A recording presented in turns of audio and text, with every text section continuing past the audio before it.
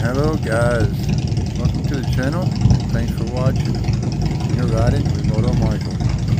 Okay guys, so today we're going to do a charity run, and this run is for who was the owner of, well, not necessarily the owner, the guy who ran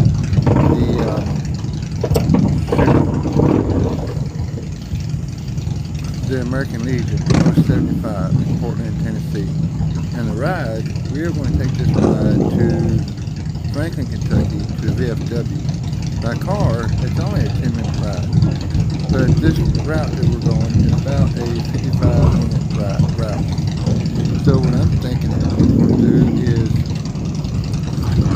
get out there on your bike, go for a ride, pause this for a second, get out there, get on your bike, go for a ride, plan on roughly about an hour on your ride, and start this back up and listen to the story of Job, where you go for a little ride. Alright guys, so let's kind of get started. We're rolling out here and trying to get these guys out. And here in just a minute, I'm here with the Descendants. It's a LEMC club, and we're about to pull out here in just a second. So get those guys out. Alright, so there goes them. My guys are coming out now. So there goes my guys getting ready to pull out. And that's our president right there, pulled out in the white bike, red bike. And I'm pulling out. Alright. So while we're pulling down here and getting lined up and getting ready, let's start with the story of Job, okay? Job 1. There was a man in the land of Uz, whose name was Job, and that man was blameless and upright, one who feared God and turned away from evil. There were born to him 7 sons and 3 daughters. He possessed 7,000 sheep, 3,000 camels, 500 yoke of oxen, and 500 female donkeys, and very many servants, so that this man was the greatest of all the people of the East. His sons used to go and hold a feast in the house of each one on his day, and they would send and invite their 3 sisters to eat and drink with them. And when the days of the feast had run their course, Job would send and consecrate them, and he would rise early in the morning and offer burnt offerings according to the number of them all. For Job said, "It may be that my children have sinned and cursed God in their hearts." Thus Job did continually. Now there was a day when the sons of God came to present themselves before the Lord, and Satan also came among them. The Lord said to Satan, "From where have you come?"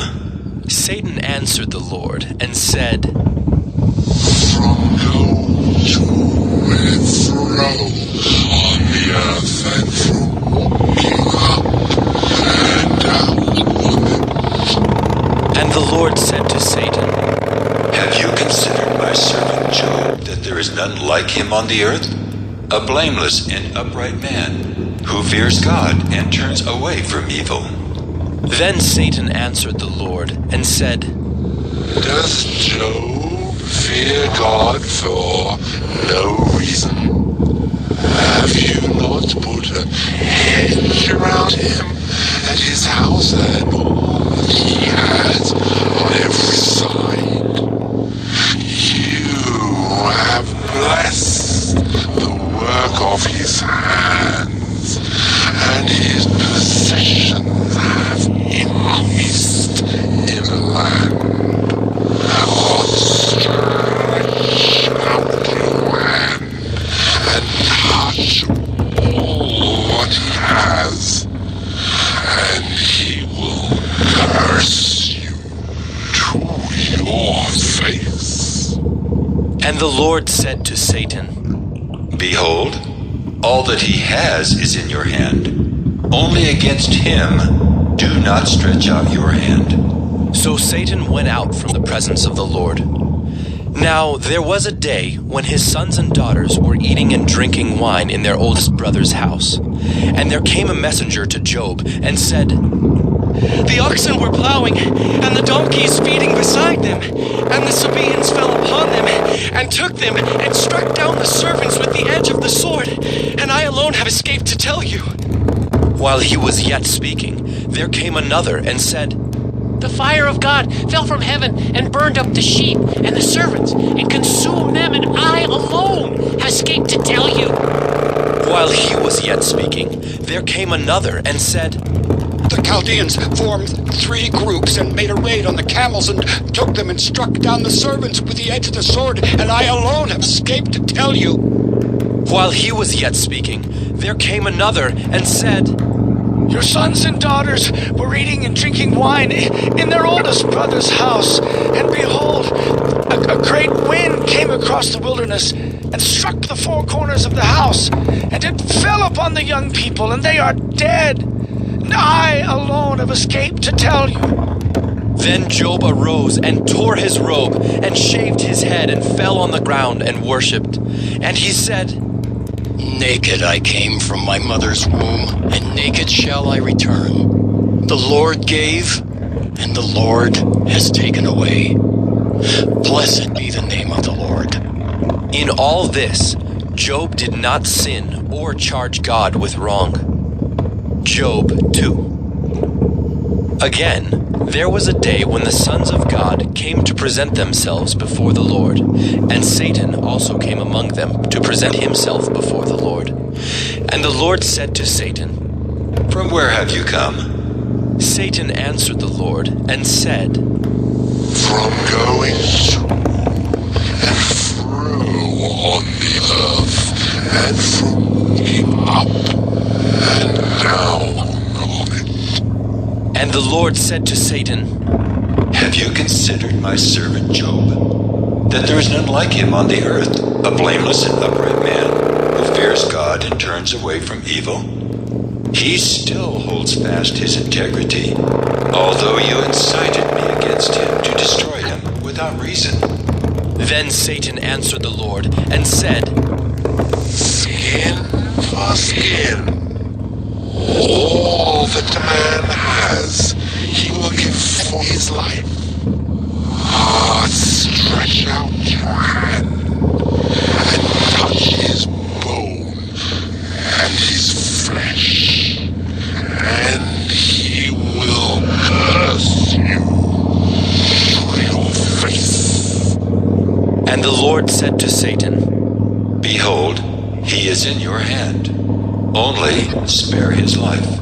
So Satan went out from the presence of the Lord and struck Job with loathsome sores from the sole of his foot to the crown of his head. And he took a piece of broken pottery with which to scrape himself while he sat in the ashes. Then his wife said to him, Do you still hold fast your integrity?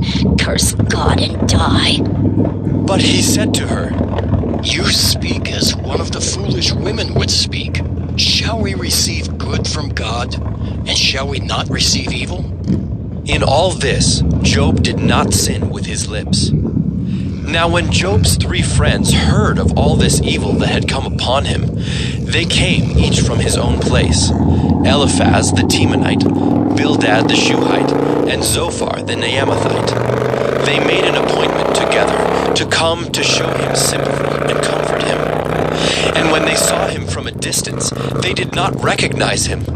And they raised their voices and wept, and they tore their robes and sprinkled dust on their heads toward heaven. And they sat with him on the ground 7 days and 7 nights, and no one spoke a word to him, for they saw that his suffering was very great. Job 3. After this, Job opened his mouth and cursed the day of his birth. And Job said, Let the day perish on which I was born, and the night that said, A man is conceived. Let that day be darkness. May God above not seek it, nor light shine upon it. Let gloom and deep darkness claim it. Let clouds dwell upon it. Let the blackness of the day terrify it. That night, let thick darkness seize it. Let it not rejoice among the days of the year. Let it not come into the number of the months. Behold, let that night be barren. Let no joyful cry enter it. Let those cursed who curse the day, who are ready to rouse up Leviathan. Let the stars of its dawn be dark. Let it hope for light, but have none, nor see the eyelids of the morning, because it did not shut the doors of my mother's womb, nor hide trouble from my eyes. Why did I not die at birth, come out from the womb and expire? Why did the knees receive me, or why the breasts that I should nurse? For then I would have laid down and been quiet. I would have slept. Then I would have been at rest with kings and counselors of the earth who rebuilt ruins for themselves, or with princes who had gold, who filled their houses with silver. Or why was I not as a hidden stillborn child, as infants who never see the light? There the wicked cease from troubling, and there the weary are at rest. There the prisoners are at ease together. They hear not the voice of the taskmaster. The small and the great are there, and the slave is free from his master. Why is light given to him who is in misery, and life to the bitter in soul, who long for death, but it comes not, and dig for it more than for hidden treasures, who rejoice exceedingly and are glad when they find the grave? Why is light given to a man whose way is hidden, whom God has hedged in? For my sighing comes instead of my bread, and my groanings are poured out like water. For the thing that I fear comes upon me, and what I dread befalls me. I am not at ease, nor am I quiet. I have no rest, but trouble comes. Job 4. Then Eliphaz the Temanite answered and said, If one ventures a word with you, will you be impatient? Yet who can keep from speaking? Behold, you have instructed many, and you have strengthened the weak hands. Your words have upheld him who was stumbling, and you have made firm the feeble knees. But now it has come to you, and you are impatient. It touches you, and you are dismayed. Is not your fear of God your confidence, and the integrity of your ways your hope? Remember, who that was innocent ever perished? Or where were the upright cut off? As I have seen, those who plow iniquity and sow trouble reap the same. By the breath of God they perish, and by the blast of his anger they are consumed. The roar of the lion, the voice of the fierce lion, the teeth of the young lions are broken. The strong lion perishes for lack of prey, and the cubs of the lioness are scattered. Now a word was brought to me stealthily. My ear received the whisper of it, amid thoughts from visions of the night. When deep sleep falls on men, dread came upon me, and trembling which made all my bones shake. A spirit glided past my face. The hair of my flesh stood up. It stood still, but I could not discern its appearance. A form was before my eyes. There was silence. Then I heard a voice. Can mortal man be in the right before God? Can a man be pure before his Maker? Even in his servants he puts no trust, and his angels he charges with error. How much more those who dwell in houses of clay, whose foundation is in the dust, who are crushed like the moth. Between morning and evening they are beaten to pieces. They perish forever without anyone regarding it. Is not their tent cord plucked up within them? Do they not die, and that without wisdom? Job 5. Call now. Is there anyone who will answer you? To which of the holy ones will you turn? Surely vexation kills the fool, and jealousy slays the simple. I have seen the fool taking root, but suddenly I cursed his dwelling. His children are far from safety. They are crushed in the gate, and there is no one to deliver them. The hungry eat his harvest, and he takes it even out of thorns, and the thirsty pant after his wealth. For affliction does not come from the dust, nor does trouble sprout from the ground, but man is born to trouble as the sparks fly upward. As for me, I would seek God, and to God would I commit my cause, who does great things and unsearchable, marvelous things without number. He gives rain on the earth and sends waters on the fields. He sets on high those who are lowly, and those who mourn are lifted to safety. He frustrates the devices of the crafty so that their hands achieve no success. He catches the wise in their own craftiness, and the schemes of the wily are brought to a quick end. They meet with darkness in the daytime and grope at noonday as in the night. But he saves the needy from the sword of their mouth and from the hand of the mighty, so the poor have hope, and injustice shuts her mouth. Behold, blessed is the one whom God reproves. Therefore, despise not the discipline of the Almighty. For he wounds, but he binds up. He shatters, but his hands heal. He will deliver you from 6 troubles. In 7, no evil shall touch you. In famine, he will redeem you from death, and in war, from the power of the sword. You shall be hidden from the lash of the tongue, and shall not fear destruction when it comes. At destruction and famine you shall laugh, and shall not fear the beasts of the earth. For you shall be in league with the stones of the field, and the beasts of the field shall be at peace with you.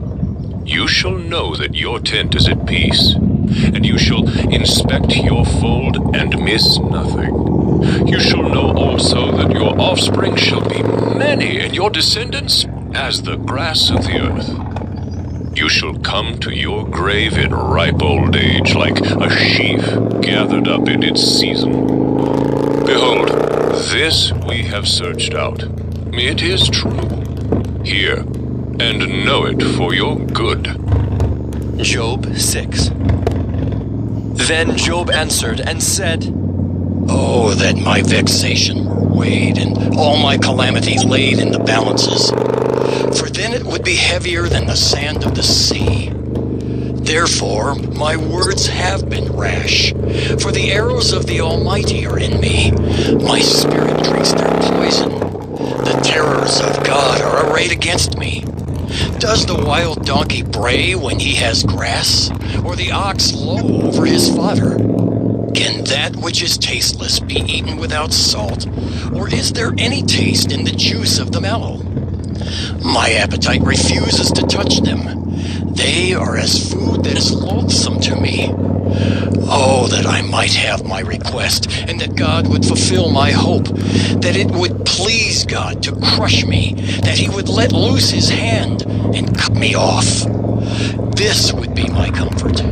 I would even exult in pain unsparing, for I have not denied the words of the Holy One. What is my strength that I should wait? And what is my end that I should be patient?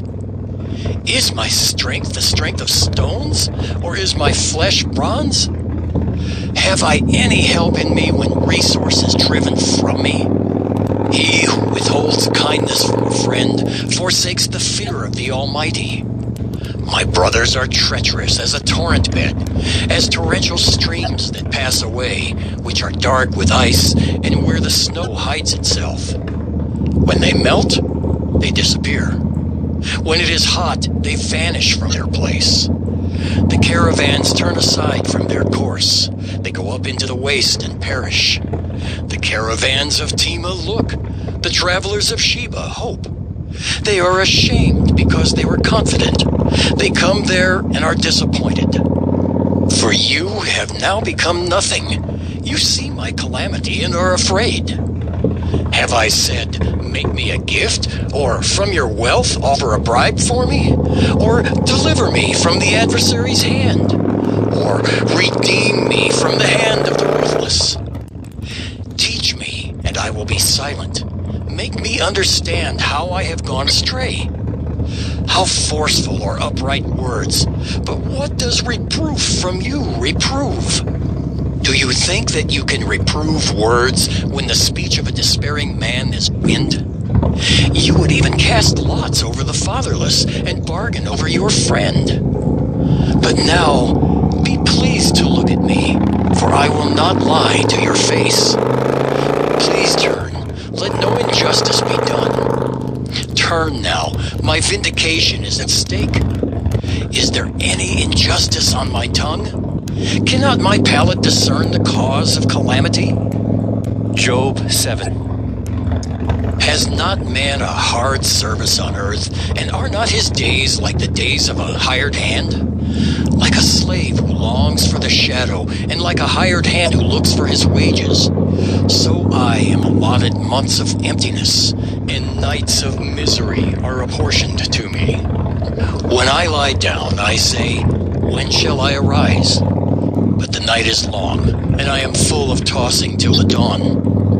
My flesh is clothed with worms and dirt. My skin hardens, then breaks out afresh. My days are swifter than a weaver's shuttle, and come to their end without hope. Remember that my life is a breath. My eye will never again see good. The eye of him who sees me will behold me no more. While your eyes are on me, I shall be gone. As the cloud fades and vanishes, so he who goes down to Sheol does not come up. He returns no more to his house, nor does his place know him anymore. Therefore, I will not restrain my mouth. I will speak in the anguish of my spirit. I will complain in the bitterness of my soul. Am I the sea, or a sea monster that you set a guard over me?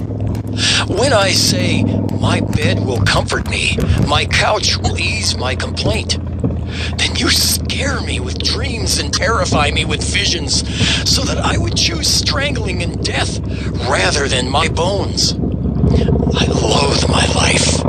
I would not live forever. Leave me alone, for my days are a breath. What is man that you make so much of him, and that you set your heart on him? Visit him every morning, and test him every moment. How long will you not look away from me, nor leave me alone till I swallow my spit? If I sin, what do I do to you, you watcher of mankind? Why have you made me your mark? Why have I become a burden to you? Why do you not pardon my transgression and take away my iniquity? For now I shall lie in the earth. You will seek me, but I shall not be. Job 8. Then Bildad the Shuhite answered and said, How long will you say these things, and the words of your mouth be a great wind? Does God pervert justice, or does the Almighty pervert the right? If your children have sinned against him, he has delivered them into the hand of their transgression. If you will seek God and plead with the Almighty for mercy, if you are pure and upright, surely then he will rouse himself for you and restore your rightful habitation. And though your beginning was small, your latter days will be very great. For inquire, please, of bygone ages, and consider what the fathers have searched out. For we are but of yesterday and know nothing. For our days on earth are a shadow. Will they not teach you and tell you and utter word out of their understanding? Can papyrus grow where there is no marsh? Can reeds flourish where there is no water? While yet in flower and not cut down, they wither before any other plant. Such are the paths of all who forget God. The hope of the godless shall perish. His confidence is severed, and his trust is a spider's web. He leans against his house, but it does not stand. He lays hold of it, but it does not endure. He is a lush plant before the sun, and his shoots spread over his garden. His roots entwine the stone heap. He looks upon a house of stones. If he is destroyed from his place, then it will deny him, saying, I have never seen you. Behold, this is the joy of his way, and out of the soil others will spring. Behold, God will not reject a blameless man, nor take the hand of evildoers. He will yet fill your mouth with laughter and your lips with shouting. Those who hate you will be clothed with shame, and the tent of the wicked will be no more. Job 9. Then Job answered and said, Truly, I know that it is so. But how can a man be in right before God? If one wished to contend with him, one could not answer him once in 1,000 times. He is wise in heart and mighty in strength. Who has hardened himself against him and succeeded? He who removes mountains, and they know it not when he overturns them in his anger, who shakes the earth out of its place and its pillars tremble, who commands the sun, and it does not rise, who seals up the stars, who alone stretched out the heavens and trampled the waves of the sea, who made the Bear and Orion, the Pleiades, and the chambers of the south, who does great things beyond searching out, and marvelous things beyond number. Behold, he passes by me, and I see him not. He moves on, but I do not perceive him.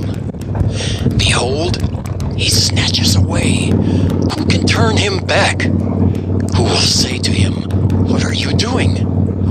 God will not turn back his anger. Beneath him bowed the helpers of Rahab. How then can I answer him, choosing my words with him? Though I am in the right, I cannot answer him. I must appeal for mercy to my accuser. If I summoned him and he answered me, I would not believe that he was listening to my voice. For he crushes me with a tempest and multiplies my wounds without cause. He will not let me get my breath, but fills me with bitterness. If it is a contest of strength, behold, he is mighty. If it is a matter of justice, who can summon him? Though I am in the right, my own mouth would condemn me. Though I am blameless, he would prove me perverse. I am blameless. I regard not myself. I loathe my life. It is all one. Therefore I say, he destroys both the blameless and the wicked. When disaster brings sudden death, he mocks at the calamity of the innocent. The earth is given into the hand of the wicked. He covers the faces of its judges. If it is not he, who then is it? My days are swifter than a runner. They flee away. They see no good. They go by like skiffs of reed, like an eagle swooping on the prey. If I say, I will forget my complaint, I will put off my sad face and be of good cheer, I become afraid of all my suffering, for I know you will not hold me innocent. I shall be condemned. Why then do I labor in vain? If I wash myself with snow and cleanse my hands with lye, yet you will plunge me into a pit, and my own clothes will abhor me. For he is not a man as I am, that I might answer him, that we should come to trial together. There is no arbiter between us who might lay his hand on us both. Let him take his rod away from me, and let not dread of him terrify me. Then I would speak without fear of him, for I am not so in myself. Job 10. I loathe my life. I will give free utterance to my complaint. I will speak in the bitterness of my soul. I will say to God, do not condemn me. Let me know why you contend against me. Does it seem good to you to oppress, to despise the work of your hands and favor the designs of the wicked? Have you eyes of flesh? Do you see as man sees? Are your days as the days of man, or your years as a man's years? That you seek out my iniquity and search for my sin, although you know that I am not guilty, and there is none to deliver out of your hand. Your hands fashioned and made me, and now you have destroyed me altogether. Remember that you have made me like clay, and will you return me to the dust? Did you not pour me out like milk and curdle me like cheese? You clothed me with skin and flesh, and knit me together with bones and sinews. You have granted me life and steadfast love, and your care has preserved my spirit. Yet these things you hid in your heart. I know that this was your purpose. If I sin, you watch me and do not acquit me of my iniquity. If I am guilty, woe to me. If I am in the right, I cannot lift up my head, for I am filled with disgrace, and look on my affliction. And were my head lifted up, you would hunt me like a lion, and again work wonders against me. You renew your witnesses against me, and increase your vexation toward me. You bring fresh troops against me. Why did you bring me out from the womb? Would that I had died before any eye had seen me, and were as though I had not been, carried from the womb to the grave.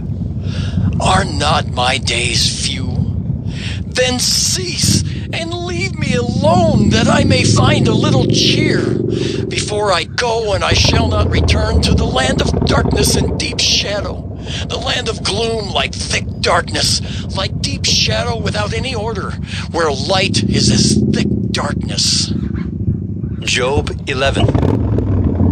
Then Zophar the Naamathite answered and said, Should a multitude of words go unanswered, and a man full of talk be judged right? Should your babble silence men, and when you mock, shall no one shame you?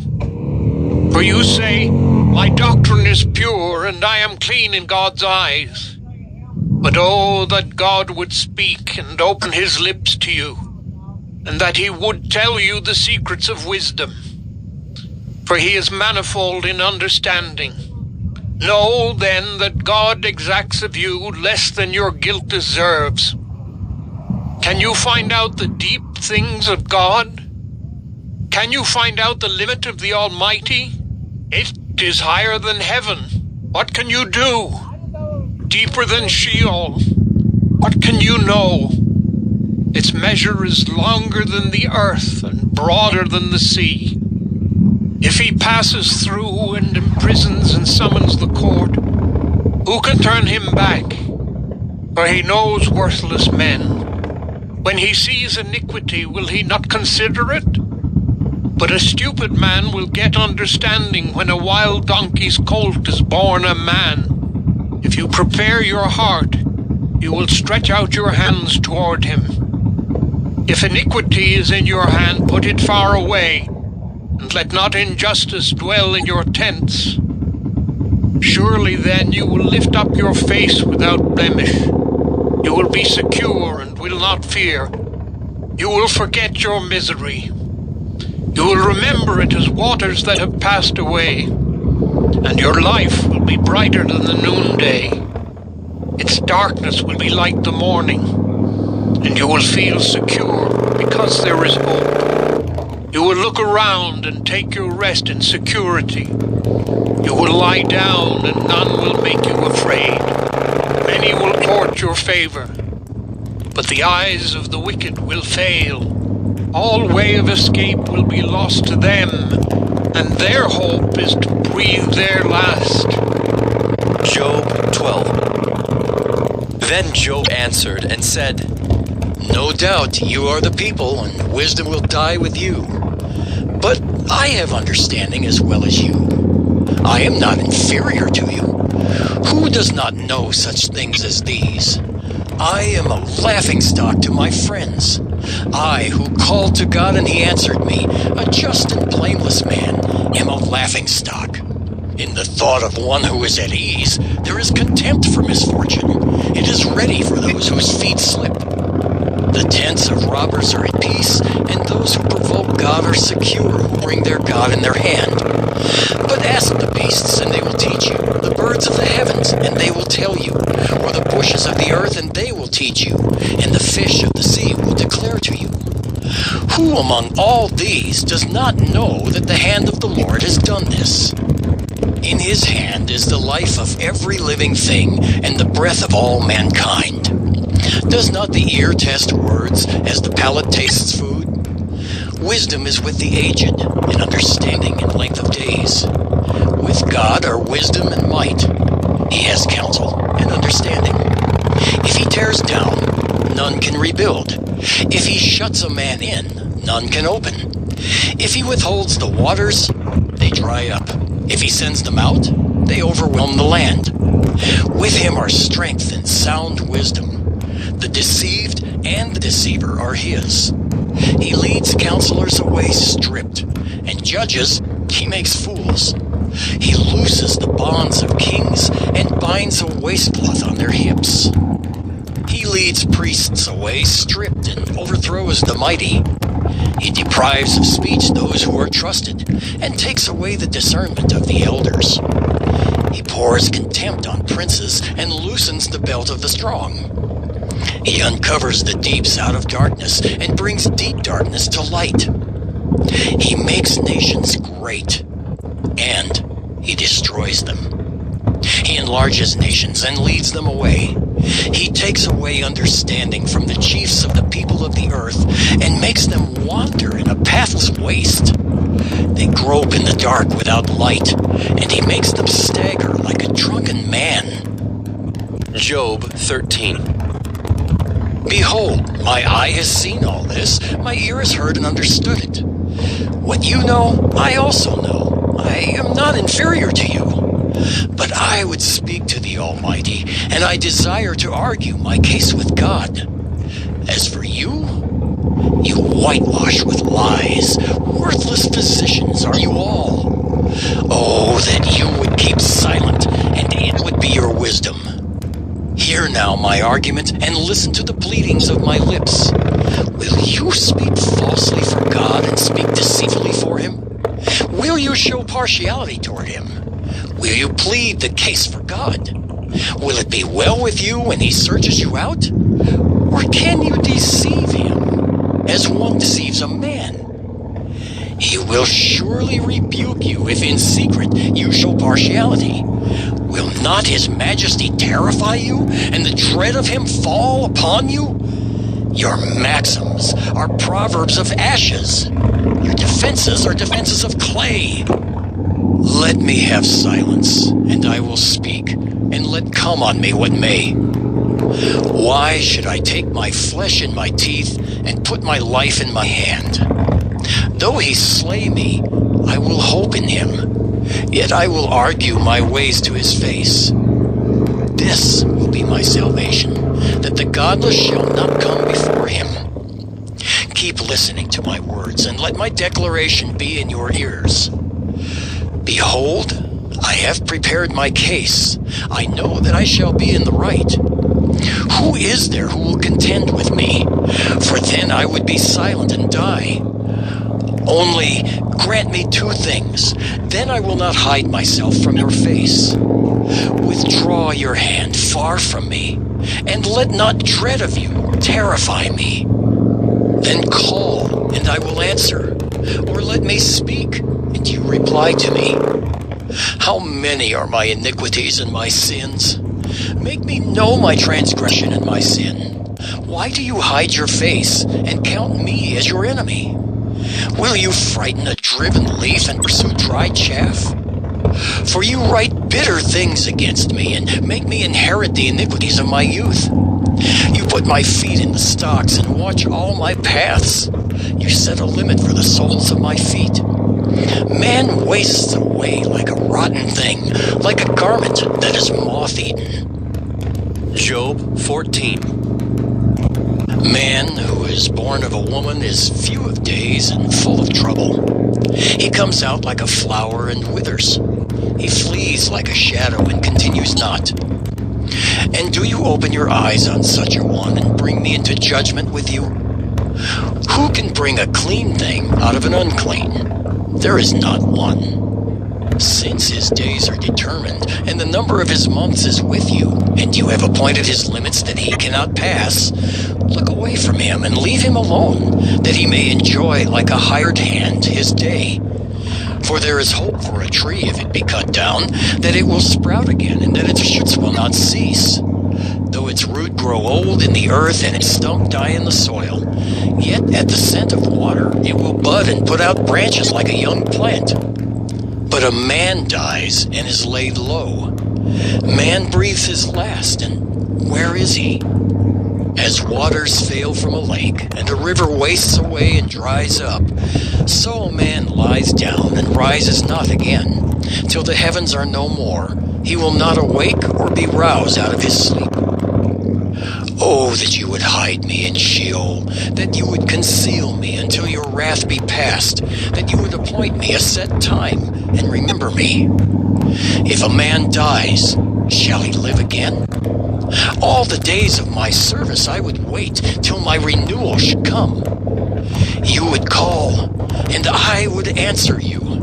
You would long for the work of your hands, for then you would number my steps.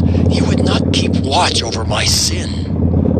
My transgression would be sealed up in a bag, and you would cover over my iniquity. But the mountain falls and crumbles away, and the rock is removed from its place. The waters wear away the stones, the torrents wash away the soil of the earth. So you destroy the hope of man. You prevail forever against him, and he passes. You change his countenance and send him away. His sons come to honor, and he does not know it. They are brought low, and he perceives it not.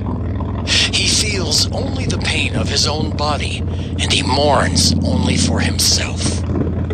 Job 15. Then Eliphaz the Temanite answered and said, Should a wise man answer with windy knowledge, and fill his belly with the east wind? Should he argue in unprofitable talk or in words with which he can do no good? But you are doing away with the fear of God and hindering meditation before God. For your iniquity teaches your mouth, and you choose the tongue of the crafty. Your own mouth condemns you, and not I. Your own lips testify against you.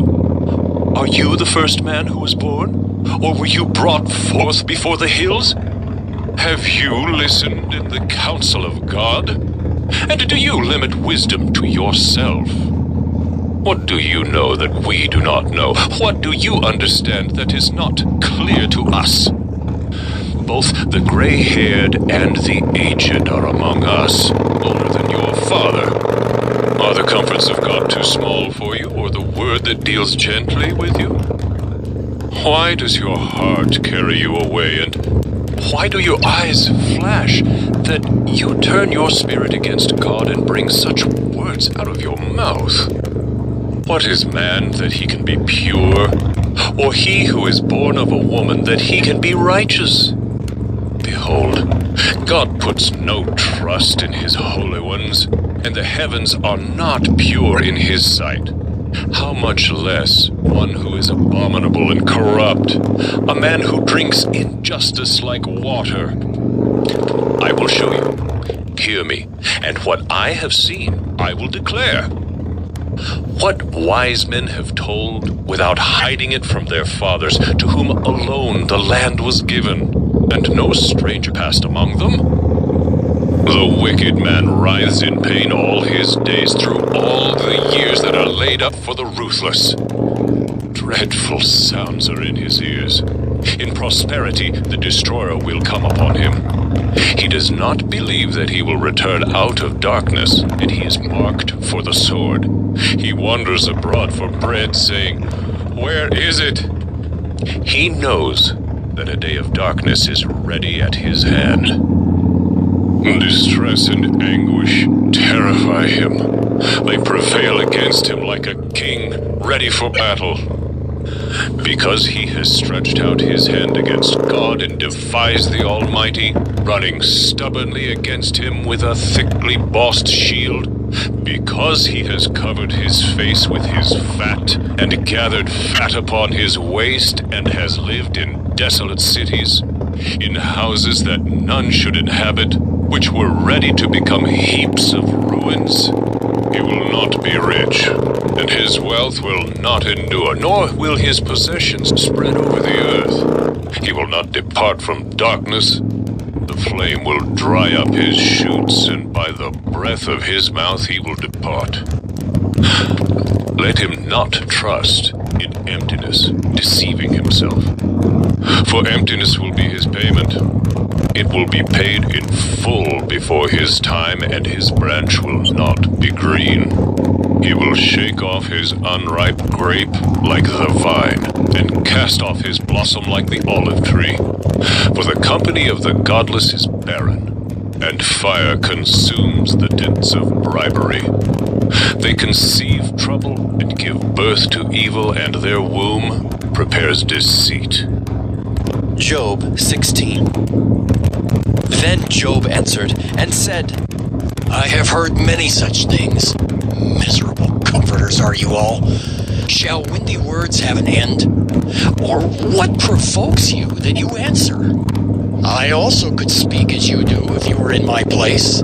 I could join words together against you and shake my head at you. I could strengthen you with my mouth, and the solace of my lips would assuage your pain. If I speak, my pain is not assuaged, and if I forbear, how much of it leaves me? Surely now God has worn me out. He has made desolate all my company, and he has shriveled me up, which is a witness against me, and my leanness has risen up against me. It testifies to my face. He has torn me in his wrath and hated me. He has gnashed his teeth at me. My adversary sharpens his eyes against me. Men have gaped at me with their mouth. They have struck me insolently on the cheek. They mass themselves together against me. God gives me up to the ungodly and casts me into the hands of the wicked. I was at ease, and he broke me apart. He seized me by the neck and dashed me to pieces. He set me up as his target. His archers surround me. He slashes open my kidneys and does not spare. He pours out my gall on the ground. He breaks me with breach upon breach. He runs upon me like a warrior. I have sewed sackcloth upon my skin and have laid my strength in the dust. My face is red with weeping, and on my eyelids is deep darkness. Although there is no violence in my hands, and my prayer is pure. O earth, cover not my blood, and let my cry find no resting place. Even now, behold, my witness is in heaven, and he who testifies for me is on high. My friends scorn me. My eye pours out tears to God, that he would argue the case of a man with God, as a son of man does with his neighbor. For when a few years have come, I shall go the way from which I shall not return. Job 17. My spirit is broken. My days are extinct. The graveyard is ready for me. Surely there are mockers about me, and my eye dwells on their provocation. Lay down a pledge for me with yourself. Who is there who will put up security for me? Since you have closed their hearts to understanding, therefore you will not let them triumph. He who informs against his friends to get a share of their property, the eyes of his children will fail. He has made me a byword of the peoples, and I am one before whom men spit. My eye has grown dim from vexation, and all my members are like a shadow. The upright are appalled at this, and the innocent stirs himself up against the godless. Yet the righteous holds to his way, and he who has clean hands grows stronger and stronger. But you, come on again, all of you, and I shall not find a wise man among you. My days are past. My plans are broken off, desires of my heart. They make night into day. The light, they say, is near to the darkness. If I hope for Sheol as my house, if I make my bed in darkness, if I say to the pit, you are my father, and to the worm, my mother or my sister, where then is my hope? Who will see my hope? Will it go down to the bars of Sheol? Shall we descend together into the dust? Job 18. Then Bildad the Shuhite answered and said, How long will you hunt for words? Consider, and then we will speak. Why are we counted as cattle? Why are we stupid in your sight? You who tear yourself in your anger, shall the earth be forsaken for you? Or the rock be removed out of its place? Indeed, the light of the wicked is put out, and the flame of his fire does not shine. The light is dark in his tent, and his lamp above him is put out. His strong steps are shortened, and his own schemes throw him down. For he is cast into a net by his own feet, and he walks on its mesh. A trap seizes him by the heel, a snare lays hold of him. A rope is hidden for him in the ground, a trap for him in the path. Terrors frighten him on every side, and chase him at his heels. His strength is famished, and calamity is ready for his stumbling. It consumes the parts of his skin. The firstborn of death consumes his limbs. He is torn from the tent in which he trusted and is brought to the king of terrors. In his tent dwells that which is none of his. Sulfur is scattered over his habitation. His roots dry up beneath, and his branches wither above. His memory perishes from the earth, and he has no name in the street. He is thrust from light into darkness and driven out of the world. He has no posterity or progeny among his people, and no survivor where he used to live. They of the west are appalled at his day, and horror seizes them of the east. Surely such are the dwellings of the unrighteous, such is the place of him who knows not God. Job 19. Then Job answered and said, How long will you torment me and break me in pieces with words? These 10 times you have cast reproach upon me. Are you not ashamed to wrong me? And even if it be true that I have erred, my error remains with myself. If indeed you magnify yourselves against me and make my disgrace an argument against me, know then that God has put me in the wrong and closed his net about me. Behold, I cry out violence, but I am not answered. I call for help, but there is no justice. He has walled up my way so that I cannot pass, and he has set darkness upon my paths. He has stripped from me my glory and taken the crown from my head. He breaks me down on every side, and I am gone, and my hope has he pulled up like a tree. He has kindled his wrath against me and counts me as his adversary. His troops come on together. They have cast up their siege ramp against me and encamp around my tent. He has put my brothers far from me, and those who knew me are wholly estranged from me. My relatives have failed me. My close friends have forgotten me. The guests in my house and my maidservants count me as a stranger. I have become a foreigner in their eyes. I call to my servant, but he gives me no answer. I must plead with him with my mouth for mercy. My breath is strange to my wife, and I am a stench to the children of my own mother. Even young children despise me. When I rise, they talk against me. All my intimate friends abhor me, and those whom I loved have turned against me. My bones stick to my skin and to my flesh, and I have escaped by the skin of my teeth. Have mercy on me. Have mercy on me, O you, my friends, for the hand of God has touched me. Why do you, like God, pursue me? Why are you not satisfied with my flesh? Oh, that my words were written. Oh, that they were inscribed in a book. Oh, that with an iron pen and lead they were engraved in the rock forever. For I know that my Redeemer lives, and at the last he will stand upon the earth. And after my skin has been thus destroyed, Yet in my flesh I shall see God, whom I shall see for myself. And my eyes shall behold, and not another.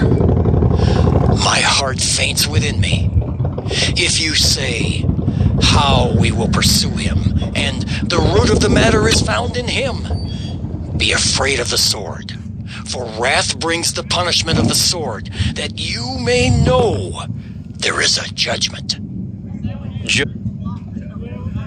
Okay, guys, we'll wrap it up right there, and we will continue Job on the next video.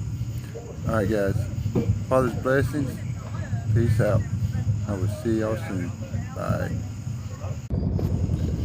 Okay, guys, let's get back to Job. I think we finished up Job 19, and we're going to pick back up here on Job 20.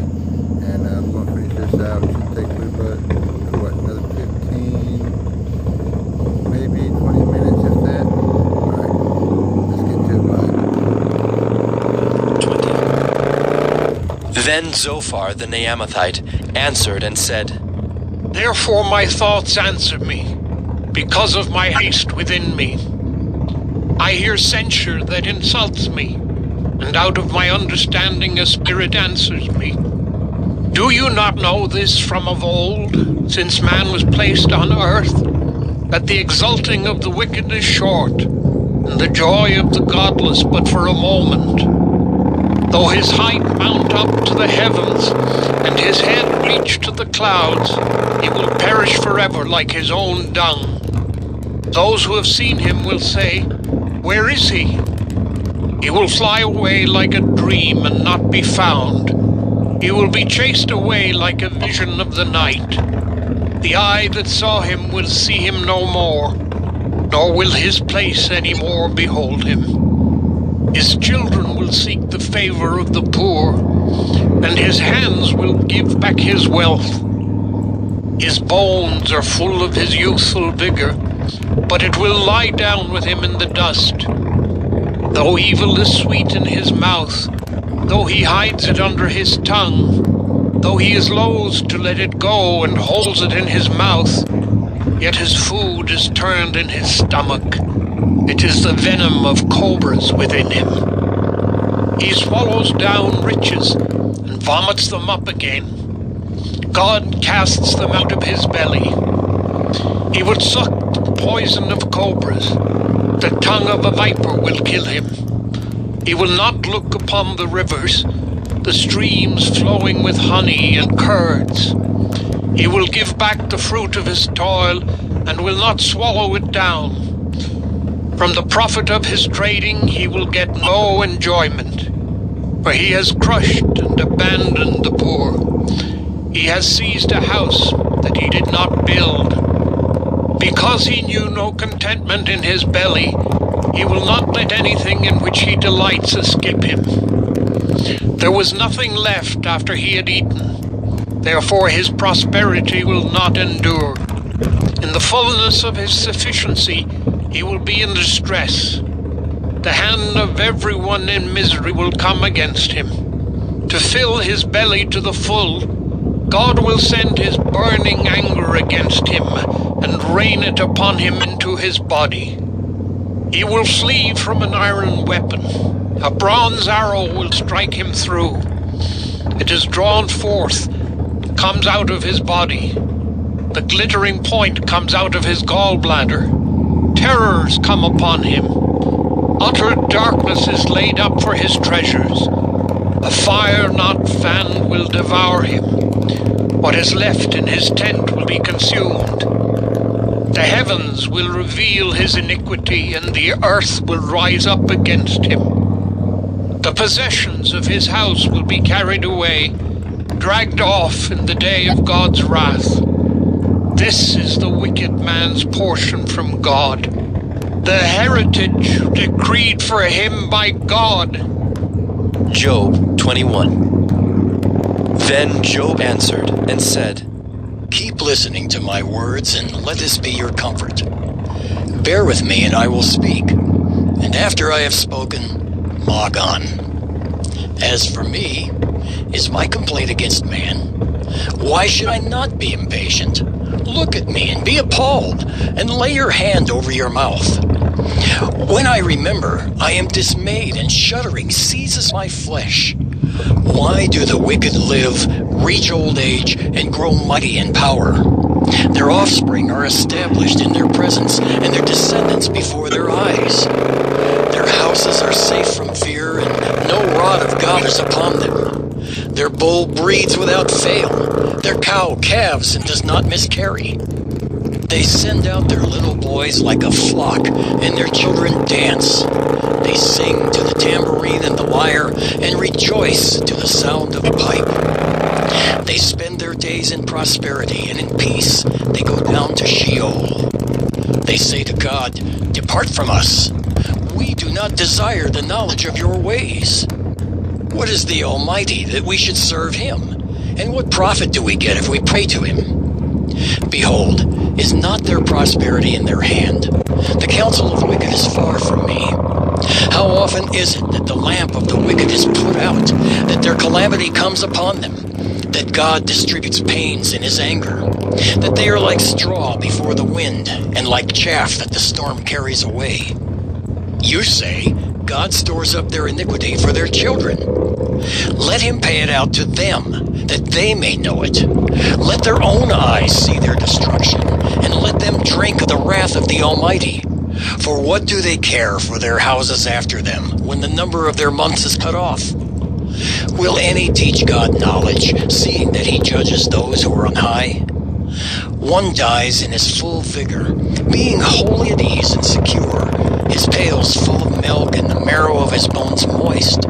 Another dies in bitterness of soul, never having tasted of prosperity.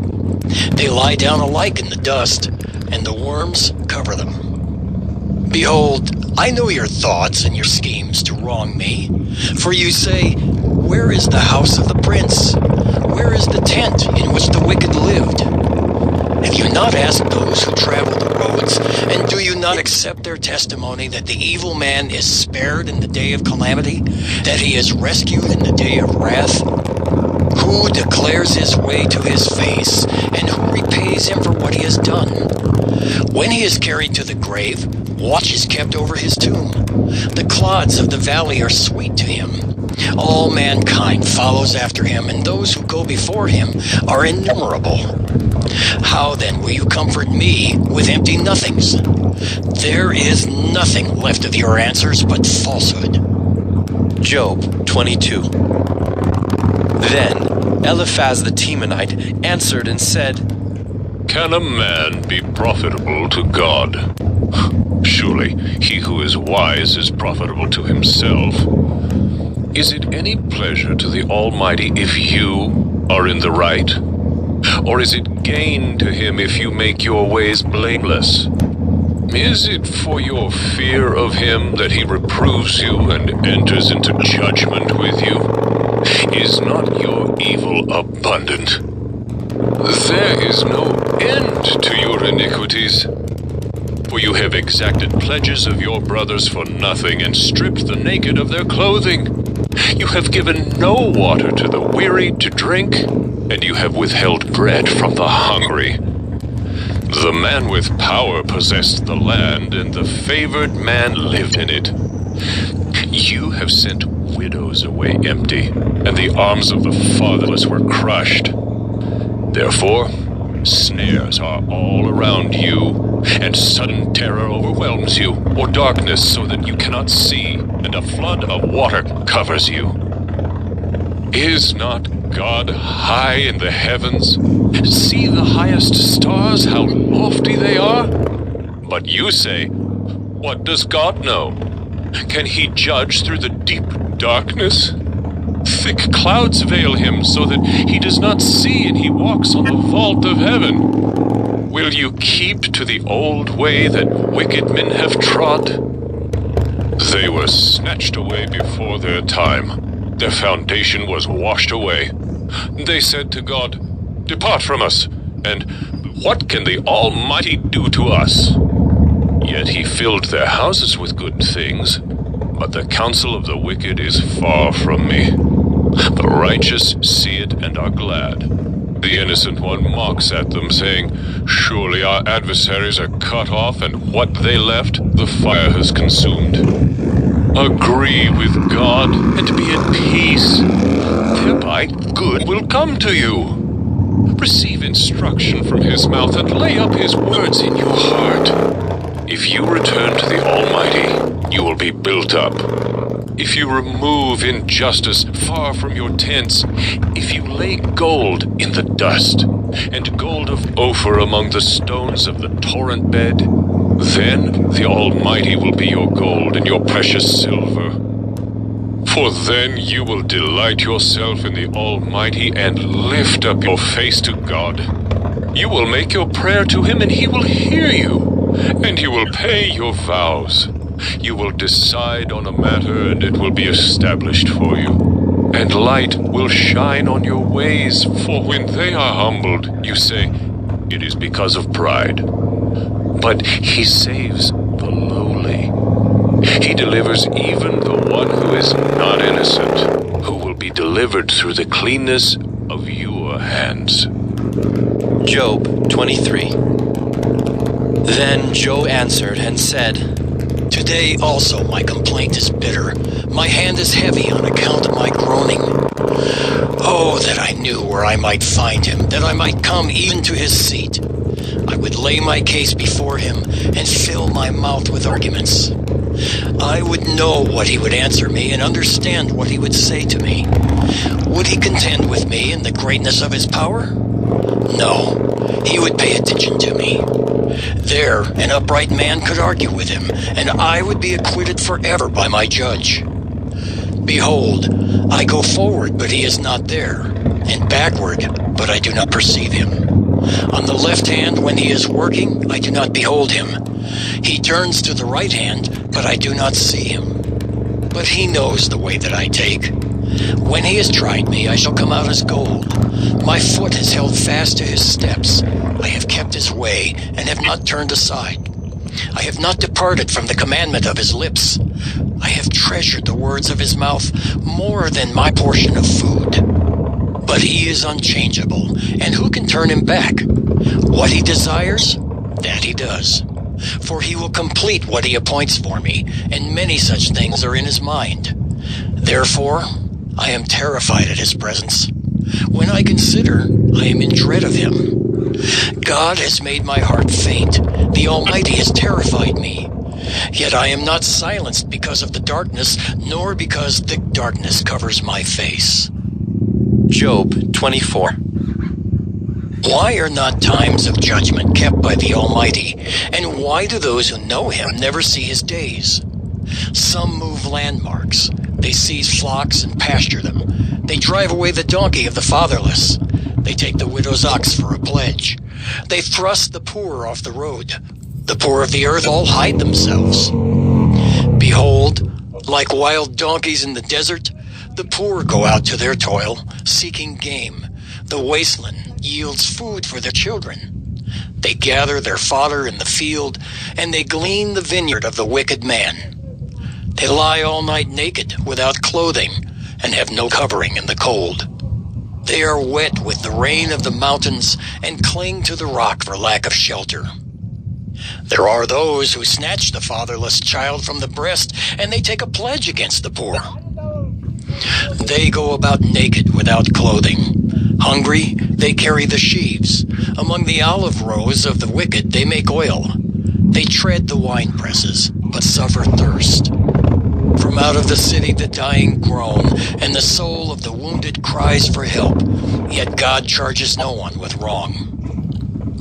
There are those who rebel against the light, who are not acquainted with its ways, and do not stay in its paths. The murderer rises before it is light, that he may kill the poor and needy, and in the night he is like a thief.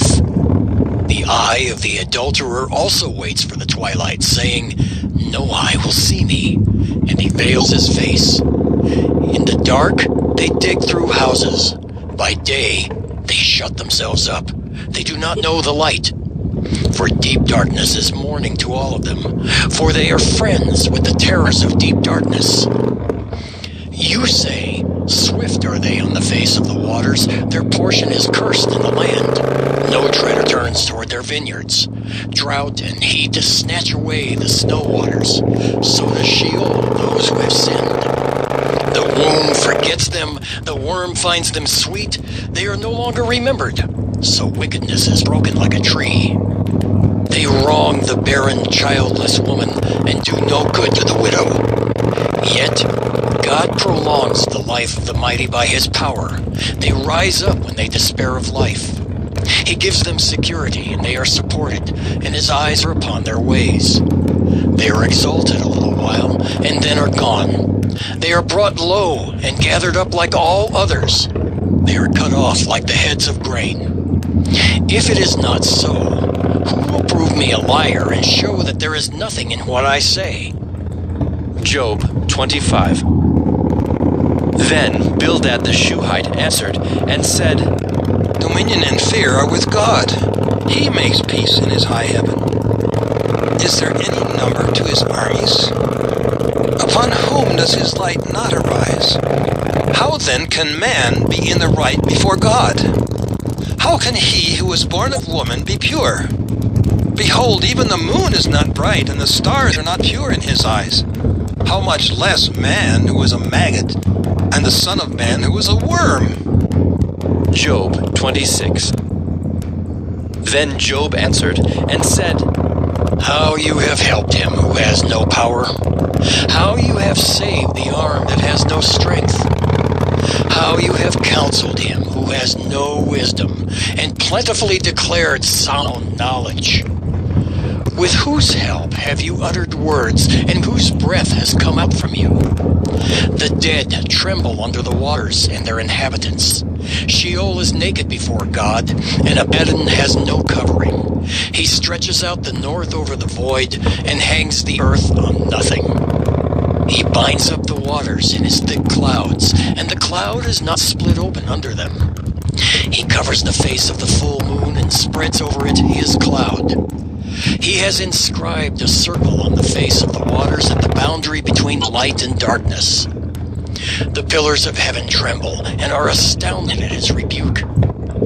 By his power he stilled the sea. By his understanding he shattered Rahab. By his wind the heavens were made fair. His hand pierced the fleeing serpent.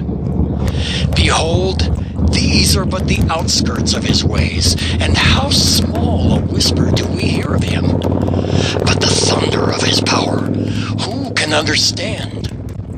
Job 27. And Job again took up his discourse, and said, As God lives, who has taken away my right, and the Almighty who has made my soul bitter? As long as my breath is in me, and the Spirit of God is in my nostrils, my lips will not speak falsehood, and my tongue will not utter deceit. Far be it from me to say that you are right. Till I die, I will not put away my integrity from me. I hold fast my righteousness, and will not let it go. My heart does not reproach me for any of my days. Let my enemy be as the wicked, and let him who rises up against me be as the unrighteous. For what is the hope of the godless when God cuts him off, when God takes away his life? Will God hear his cry when distress comes upon him? Will he take delight in the Almighty? Will he call upon God at all times? I will teach you concerning the hand of God. What is with the Almighty I will not conceal. Behold, all of you have seen it yourselves. Why then have you become altogether vain? This is the portion of a wicked man with God, and the heritage that oppressors receive from the Almighty.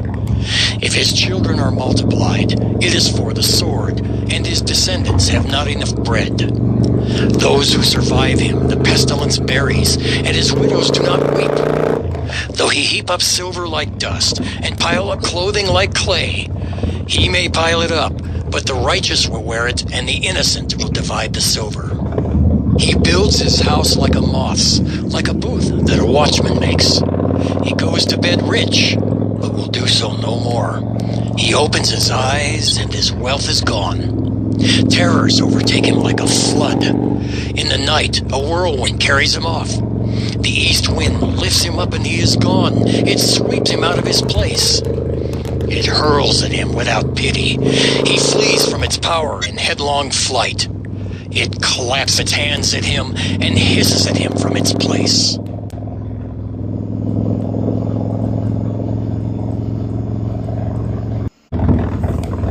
Job 28. Surely there is a mine for silver and a place for gold that they refine. Iron is taken out of the earth, and copper is smelted from the ore. Man puts an end to darkness and searches out to the farthest limit, the ore in gloom and deep darkness. He opens shafts in a valley away from where anyone lives. They are forgotten by travelers. They hang in the air, far away from mankind. They swing to and fro. As for the earth, out of it comes bread, but underneath it is turned up as by fire. Its stones are the place of sapphires, and it has dust of gold. That path no bird of prey knows, and the falcon's eye has not seen it. The proud beasts have not trodden it. The lion has not passed over it. Man puts his hand to the flinty rock and overturns mountains by the roots. He cuts out channels in the rocks, and his eye sees every precious thing. He dams up the streams so that they do not trickle, and the thing that is hidden he brings out to light. But where shall wisdom be found, and where is the place of understanding? Man does not know its worth, and it is not found in the land of the living. The deep says, "It is not in me," and the sea says, "It is not with me." It cannot be bought for gold, and silver cannot be weighed as its price. It cannot be valued in the gold of Ophir, in precious onyx or sapphire. Gold and glass cannot equal it, nor can it be exchanged for jewels of fine gold. No mention shall be made of coral or of crystal. The price of wisdom is above pearls.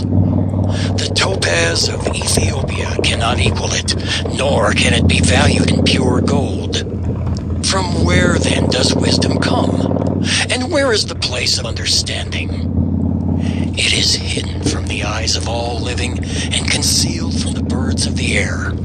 Abaddon and Death say, "We have heard a rumor of it with our ears." God understands the way to it, and he knows its place. For he looks to the ends of the earth and sees everything under the heavens. When he gave to the wind its weight and apportioned the waters by measure, when he made a decree for the rain and a way for the lightning of the thunder, then he saw it and declared it. He established it and searched it out. And he said to man, "Behold, the fear of the Lord, that is wisdom, and to turn away from evil is understanding." Job 29. And Job again took up his discourse, and said, "Oh, that I were as in the months of old, as in the days when God watched over me, when his lamp shone upon my head, and by his light I walked through darkness as I was in my prime, when the friendship of God was upon my tent, when the Almighty was yet with me, when my children were all around me, when my steps were washed with butter, and the rock poured out for me streams of oil. When I went out to the gate of the city, when I prepared my seat in the square, the young men saw me and withdrew, and the aged rose and stood. The princes refrained from talking and laid their hand on their mouth. The voice of the nobles was hushed, and their tongues stuck to the roof of their mouth. When the ear heard, it called me blessed, and when the eye saw, it approved, because I delivered the poor who cried for help, and the fatherless who had none to help him. The blessing of him who was about to perish came upon me, and I caused the widow's heart to sing for joy. I put on righteousness, and it clothed me. My justice was like a robe and a turban. I was eyes to the blind and feet to the lame. I was a father to the needy, and I searched out the cause of him whom I did not know. I broke the fangs of the unrighteous and made him drop his prey from his teeth. Then I thought, I shall die in my nest, and I shall multiply my days as the sand. My roots spread out to the waters, with the dew all night on my branches, my glory fresh with me, and my bow ever new in my hand. Men listened to me and waited and kept silence for my counsel. After I spoke, they did not speak again, and my word dropped upon them. They waited for me as for the rain, and they opened their mouths as for the spring rain. I smiled on them when they had no confidence, and the light of my face they did not cast down. I chose their way and sat as chief, and I lived like a king among his troops, like one who comforts mourners. Job 30. But now they laugh at me, men who are younger than I, whose fathers I would have disdained to set with the dogs of my flock. What could I gain from the strength of their hands, men whose vigor is gone? Through want and hard hunger, they gnaw the dry ground by night, in waste, in desolation. They pick saltwort and the leaves of bushes and the roots of the broom tree for their food. They are driven out from human company. They shout after them as after a thief. In the gullies of the torrents they must dwell, in holes of the earth and of the rocks. Among the bushes they bray, under the nettles they huddle together. A senseless, a nameless brood, they have been whipped out of the land. And now I have become their song. I am a byword to them. They abhor me. They keep aloof from me. They do not hesitate to spit at the sight of me. Because God has loosed my cord and humbled me, they have cast off restraint in my presence. On my right hand, the rabble rise. They push away my feet. They cast up against me their ways of destruction. They break up my path. They promote my calamity.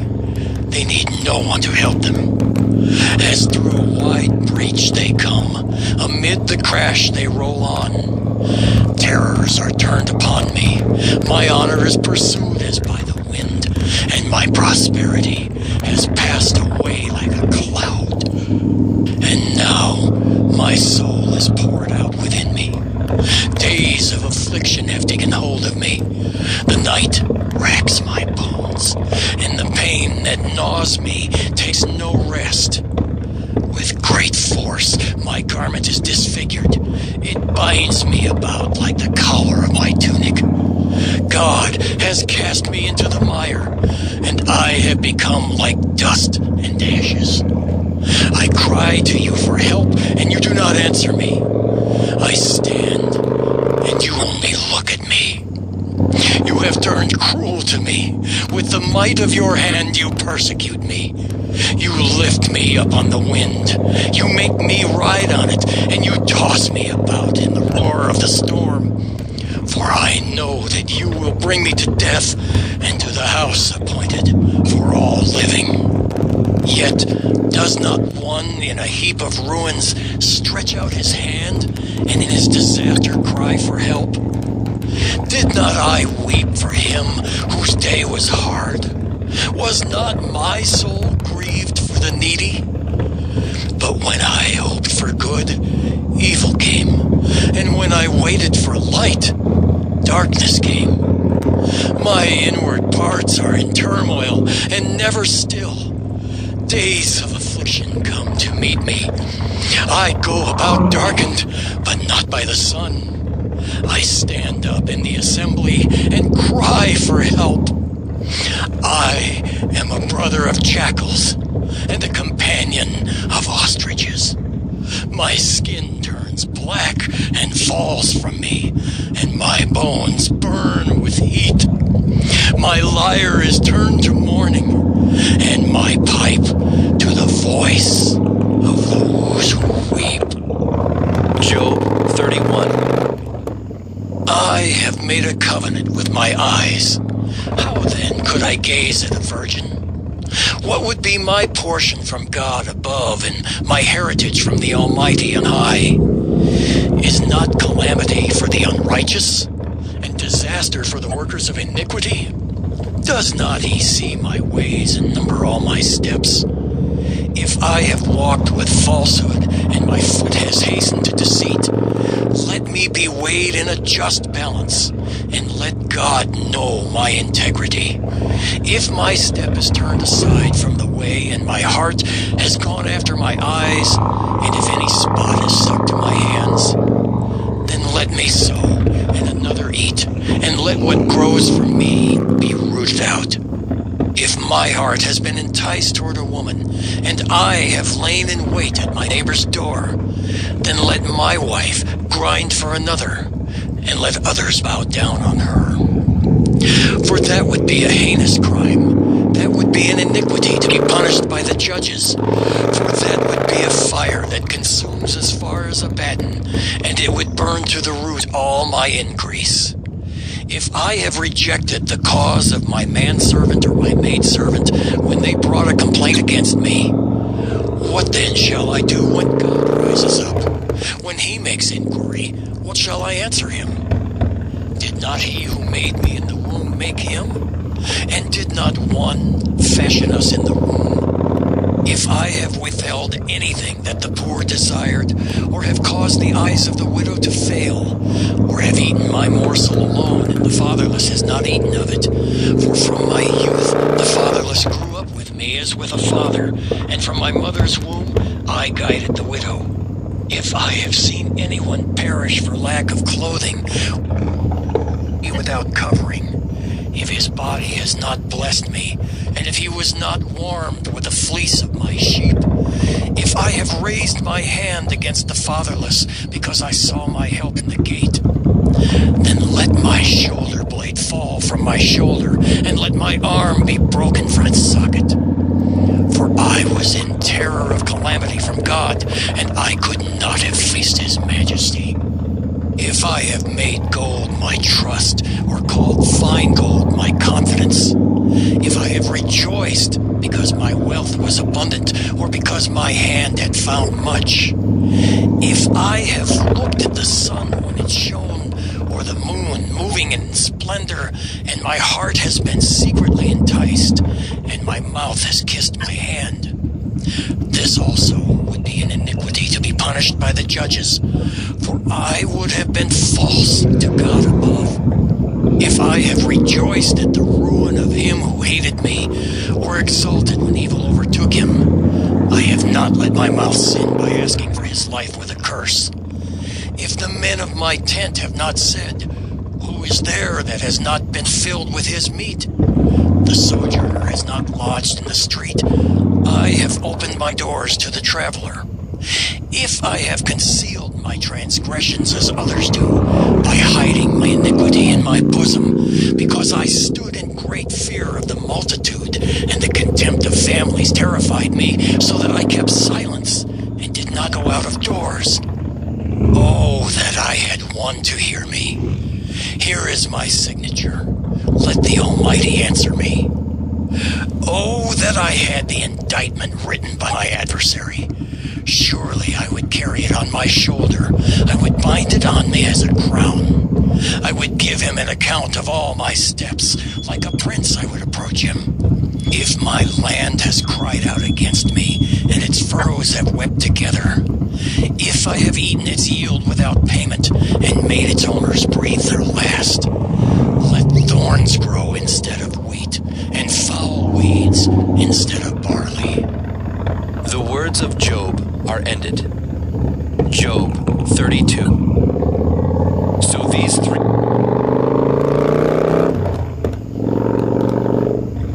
men ceased to answer Job, because he was righteous in his own eyes. Then Elihu, the son of Barachel, the Buzite, of the family of Ram, burned with anger. He burned with anger at Job because he justified himself rather than God. He burned with anger also at Job's 3 friends because they had found no answer, although they had declared Job to be in the wrong. Now Elihu had waited to speak to Job because they were older than he. And when Elihu saw that there was no answer in the mouth of these 3 men, he burned with anger. And Elihu, the son of Barachel the Buzite, answered and said, I am young in years, and you are aged. Therefore I was timid and afraid to declare my opinion to you. I said, let days speak, and many years teach wisdom. But it is the spirit in man, the breath of the Almighty, that makes him understand. It is not the old who are wise, nor the aged who understand what is right. Therefore I say, listen to me. Let me also declare my opinion. Behold, I waited for your words. I listened for your wise sayings while you searched out what to say. I gave you my attention. And behold, there was none among you who refuted Job or who answered his words. Beware lest you say, we have found wisdom. God may vanquish him, not a man. He has not directed his words against me, and I will not answer him with your speeches. They are dismayed. They answer no more. They have not a word to say. And shall I wait because they do not speak? Because they stand there and answer no more? I also will answer with my share. I also will declare my opinion. For I am full of words. The spirit within me constrains me. Behold, my belly is like wine that has no vent, like new wineskins ready to burst. I must speak, that I may find relief. I must open my lips and answer. I will not show partiality to any man, or use flattery toward any person. For I do not know how to flatter, else my Maker would soon take me away. Job 33. But now, hear my speech, O Job, and listen to all my words. Behold, I open my mouth, the tongue in my mouth speaks. My words declare the uprightness of my heart, and what my lips know, they speak sincerely. The Spirit of God has made me, and the breath of the Almighty gives me life. Answer me if you can. Set your words in order before me. Take your stand. Behold, I am toward God as you are. I too was pinched off from a piece of clay. Behold, no fear of me need terrify you. My pressure will not be heavy upon you. Surely you have spoken in my ears, and I have heard the sound of your words. You say, I am pure, without transgression. I am clean, and there is no iniquity in me. Behold, he finds occasions against me. He counts me as his enemy. He puts my feet in the stocks, and watches all my paths. Behold, in this you are not right. I will answer you, for God is greater than man. Why do you contend against him, saying he will answer none of man's words? For God speaks in one way, and in two, though man does not perceive it. In a dream, in a vision of the night, when deep sleep falls on men, while they slumber on their beds, then he opens the ears of men, and terrifies them with warnings, that he may turn man aside from his deed, and conceal pride from a man. He keeps back his soul from the pit, his life from perishing by the sword. Man is also rebuked with pain on his bed, and with continual strife in his bones, so that his life loathes bread, and his appetite the choicest food. His flesh is so wasted away that it cannot be seen, and his bones that were not seen stick out. His soul draws near the pit, and his life to those who bring death.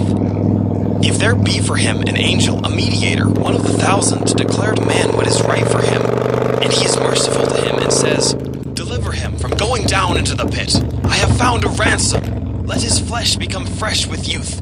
Let him return to the days of his youthful vigor. Then man prays to God, and he accepts him. He sees his face with a shout of joy, and he restores to man his righteousness. He sings before men and says, I sinned and perverted what was right, and it was not repaid to me. He has redeemed my soul from going down into the pit, and my life shall look upon the light. Behold, God does all these things twice, 3 times with a man. to bring back his soul from the pit, that he may be lighted with the light of life. Pay attention, O Job. Listen to me. Be silent and I will speak. If you have any words, answer me. Speak, for I desire to justify you. If not, listen to me. Be silent, and I will teach you wisdom. Job 34. Then Elihu answered and said, Hear my words, you wise men, and give ear to me, you who know, for the ear tests words as the palate tastes food. Let us choose what is right. Let us know among ourselves what is good. For Job has said, I am in the right, and God has taken away my right. In spite of my right, I am counted a liar. My wound is incurable, though I am without transgression. What man is like Job, who drinks up scoffing like water, who travels in company with evildoers and walks with wicked men? For he has said, It profits a man nothing that he should take delight in God. Therefore, hear me, you men of understanding.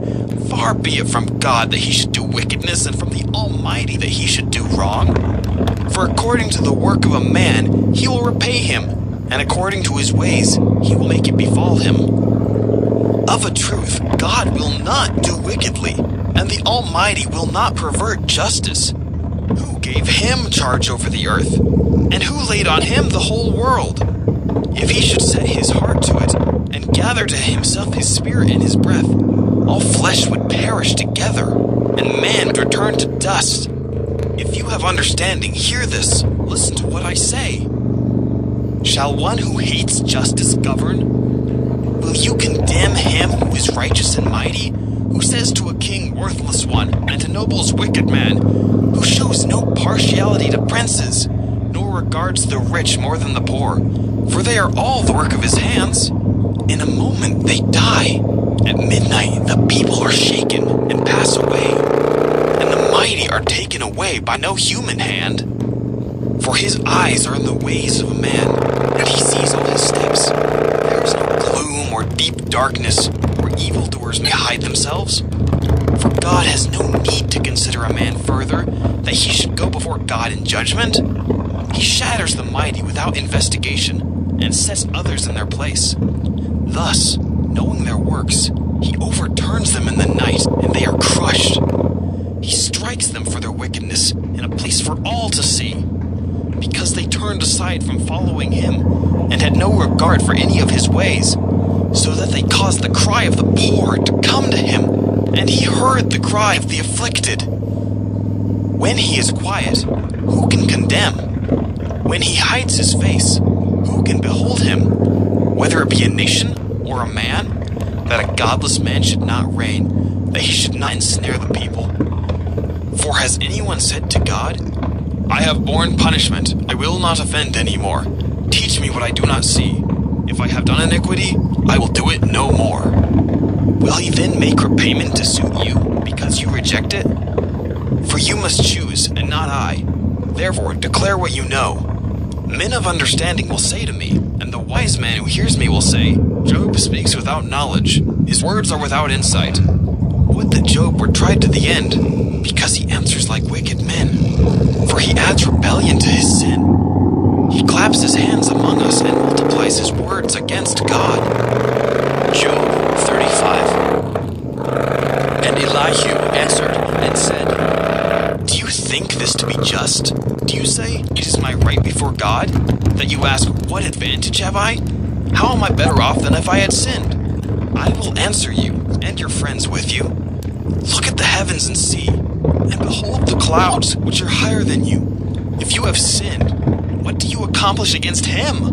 And if your transgressions are multiplied, what do you do to him? If you are righteous, what do you give to him?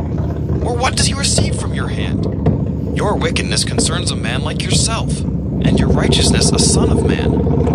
Because of the multitude of oppressions, people cry out. They call for help because of the arm of the mighty. But none says, Where is God, my Maker, who gives songs in the night, who teaches us more than the beasts of the earth, and makes us wiser than the birds of the heavens? There they cry out, but he does not answer, because of the pride of evil men. Surely God does not hear an empty cry, nor does the Almighty regard it. How much less you say that you do not see him, that the case is before him, and you are waiting for him. And now, because his anger does not punish, and he does not take much note of transgression, Job opens his mouth in empty talk. He multiplies words without knowledge. Job 36. And Elihu continued and said, Bear with me a little, and I will show you, for I have yet something to say on God's behalf. I will get my knowledge from afar, and ascribe righteousness to my Maker. For truly, my words are not false. One who is perfect in knowledge is with you. Behold, God is mighty, and does not despise any. He is mighty in strength of understanding. He does not keep the wicked alive, but gives the afflicted their right. He does not withdraw his eyes from the righteous, but with kings on the throne, he sets them forever, and they are exalted. And if they are bound in chains, and caught in the cords of affliction, then he declares to them their work and their transgressions, that they are behaving arrogantly. He opens their ears to instruction, and commands that they return from iniquity. If they listen and serve him, they complete their days in prosperity, and their years in pleasantness. But if they do not listen, they perish by the sword, and die without knowledge. The godless in heart cherish anger. They do not cry for help when he binds them. They die in youth, and their life ends among the cult prostitutes. He delivers the afflicted by their affliction, and opens their ear by adversity. He also allured you out of distress into a broad place, where there was no cramping, and what was set on your table was full of fatness. But you are full of the judgment on the wicked. Judgment and justice seize you. Beware, lest wrath entice you into scoffing, and let not the greatness of the ransom turn you aside. Will your cry for help avail to keep you from distress, or all the force of your strength? Do not long for the night, when peoples vanish in their place. Take care, do not turn to iniquity, for this you have chosen rather than affliction. Behold, God is exalted in his power. Who is a teacher like him? Who has prescribed for him his way, or who can say, you have done wrong? Remember to extol his work of which men have sung. All mankind has looked on it. Man beholds it from afar. Behold, God is great, and we know him not. The number of his years is unsearchable. For he draws up the drops of water, they distill his mist in rain, which the skies pour down and drop on mankind abundantly.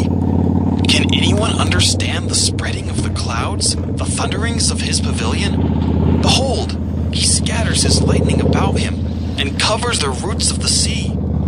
For by these he judges peoples, he gives food in abundance. He covers his hands with the lightning, and commands it to strike the mark. Its crashing declares his presence. The cattle also declare that he rises. Job 37. At this also my heart trembles and leaps out of its place. Keep listening to the thunder of his voice, and the rumbling that comes from his mouth. Under the whole heaven he lets it go, and his lightning to the corners of the earth. After it, his voice roars. He thunders with his majestic voice, and he does not restrain the lightnings when his voice is heard. God thunders wondrously with his voice. He does great things that we cannot comprehend. For to the snow, he says, fall on the earth. Likewise to the downpour, his mighty downpour. He seals up the hand of every man, that all men whom he made may know it. Then the beasts go into their lairs, and remain in their dens. From its chamber comes the whirlwind, and cold from the scattering winds. By the breath of God, ice is given, and the broad waters are frozen fast. He loads the thick cloud with moisture. The clouds scatter his lightning. They turn around and around by his guidance, to accomplish all that he commands them on the face of the habitable world. Whether for correction, or for his land, or for love, he causes it to happen. Hear this, O Job. Stop and consider the wondrous works of God. Do you know how God lays his command upon them, and causes the lightning of his cloud to shine? Do you know the balancings of the clouds, the wondrous works of him who is perfect in knowledge? You whose garments are hot when the earth is still because of the south wind? Can you, like him, spread out the skies, hard as a cast metal mirror? Teach us what we shall say to him. We cannot draw up our case because of darkness. Shall it be told him that I would speak? Did a man ever wish that he would be swallowed up? And now, no one looks on the light when it is bright in the skies, when the wind has passed and cleared them. Out of the north comes golden splendor. God is clothed with awesome majesty. The Almighty, we cannot find him. He is great in power. Justice and abundant righteousness he will not violate. Therefore men fear him. He does not regard any who are wise in their own conceit. Job 38. Then the Lord answered Job out of the whirlwind and said, Who is this that darkens counsel by words without knowledge? Dress for action like a man. I will question you, and you make it known to me. Where were you when I laid the foundation of the earth? Tell me if you have understanding. Who determined its measurements? Surely you know. Or who stretched the line upon it? On what were its bases sunk? Or who laid its cornerstone when the morning stars sang together, and all the sons of God shouted for joy? Or who shut in the sea with doors when it burst out from the womb? When I made clouds its garment and thick darkness its swaddling band, and prescribed limits for it, and set bars and doors, and said, Thus far shall you come, and no farther, and here shall your proud waves be stayed. Have you commanded the morning since your days began, and caused the dawn to know its place, that it might take hold of the skirts of the earth, and the wicked be shaken out of it? It is changed like clay under the seal, and its features stand out like a garment. From the wicked their light is withheld, and their uplifted arm is broken. Have you entered into the springs of the sea, or walked in the recesses of the deep? Have the gates of death been revealed to you? Or have you seen the gates of deep darkness? Have you comprehended the expanse of the earth? Declare if you know all this. Where is the way to the dwelling of light?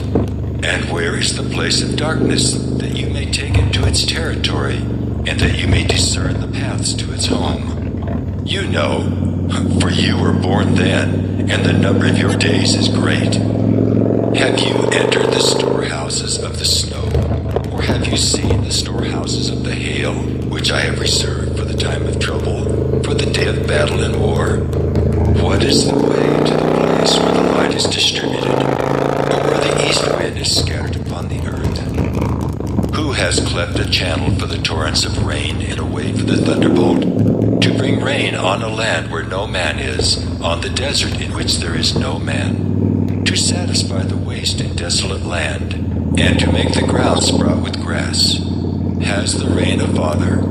Or who has begotten the drops of dew?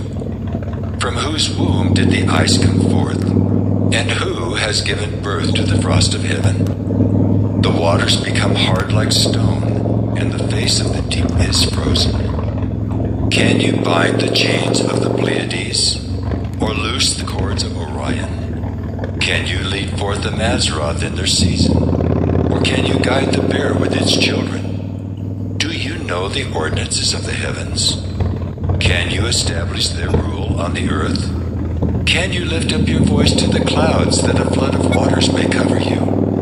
Can you send forth lightnings, that they may go and say to you, Here we are? Who has put wisdom in the inward parts, or given understanding to the mind? Who can number the clouds by wisdom? Or who can tilt the waterskins of the heavens, when the dust runs into a mass, and the clods stick fast together?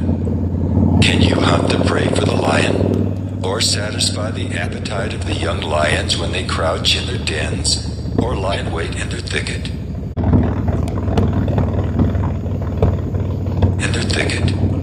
Who provides for the raven its prey when its young ones cry to God for help, and wander about for lack of food? Job 39. Do you know when the mountain goats give birth? Do you observe the the calving of the does? Can you number the months that they fulfill? And do you know the time when they give birth? When they crouch, bring forth their offspring, and are delivered of their young. Their young ones become strong. They grow up in the open. They go out and do not return to them. Who has let the wild donkey go free? Who has loosed the bonds of the swift donkey, to whom I have given the arid plain for his home, and the salt land for his dwelling place? He scorns the tumult of the city. He hears not the shouts of the driver. He ranges the mountains as his pasture, and he searches after every green thing. Is the wild ox willing to serve you?